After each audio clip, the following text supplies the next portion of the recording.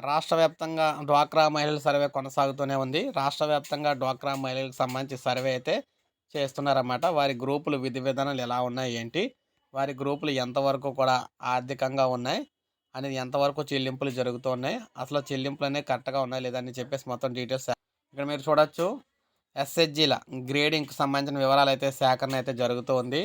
మెప్మా ద్వారా రాష్ట్రంలోని 123 మున్సిపాలిటీల్లో ఉన్న 2.79 లక్షల సంఘాలు అంటే మనకి దగ్గర దాదాపు 28 లక్షల మంది 28 లక్షలు దాదాపు 30 లక్షల మంది వివరాలు ఓన్లీ పట్టణ ప్రాంతాల్లో ఉన్న 30 లక్షల మంది మహిళలకు సంబంధించిన సామాజిక ఆర్థిక సాధికారత కోసం కృషి చేసేందుకే సభ్యుల వివరాలు అయితే నమోదు చేస్తున్నామని చెప్పేసి చెప్తూ ఉన్నారు.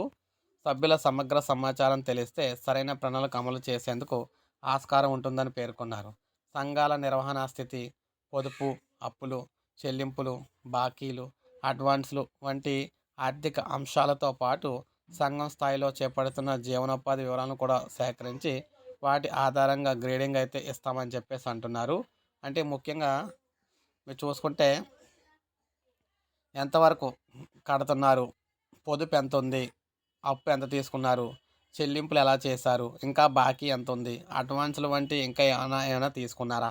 ఇటువంటి వివరాలన్నీ సేకరిస్తున్నారన్నమాట. సేకరించి సో, వారికి స్పెషల్ గ్రేడింగ్‌లు అయితే మారుస్తారు. మార్చిన తర్వాత వారికి రుణ సదుపాయం కావచ్చు, అడ్వాన్స్ సదుపాయం కావచ్చు, పెంచి ఇవ్వడం అయితే జరుగుతుందన్నమాట. సో, అందుకు ఈ గ్రేడింగ్‌లు అయితే జరుగుతున్నాయి ప్రెజెంట్ రాష్ట్రంలోని. సో, ఇది మనకు అప్డేట్. ఒక లైక్ చేయండి, సబ్స్క్రైబ్ చేసుకోండి. మన ఛానల్ సబ్స్క్రైబ్